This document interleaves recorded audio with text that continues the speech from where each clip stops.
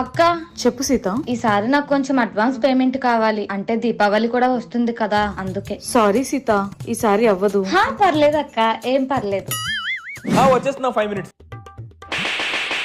ఏంటి సీత చూసుకోవాలి కదా. ఏంటయ్య గారు మీరు, నేను ఎప్పుడు తుడిచినా నా పనికి అడ్డంగా వస్తారు, అలా పక్కకి వెళ్ళి మాట్లాడుకోండి.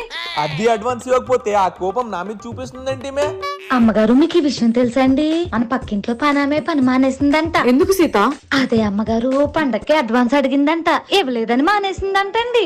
అందుకనే పొద్దున్నుంచి ఇంటి పని అంతా ఆవిడే చేసుకుంటుందక్క. అయినా మీకు తెలిసిందే కదక్క, ఈ కాలంలో పనులు దొరకడం ఎంత కష్టమో. పాపమక్క. అయినా నేను పని ఎందుకు మానేతానక్క, నాకు టైం టు టైం అన్ని దొరుకుతున్నాయి కదా.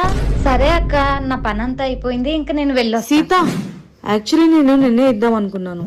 తీసుకో నీ శాలరీ, అడ్వాన్స్, ఇంకా దీపావళి బోనస్ కూడా. పర్లేదులే అక్క, ఇప్పుడు అంత అర్జెంట్ ఏముంది. సరే అక్క, నేను వెళ్ళొస్తాను.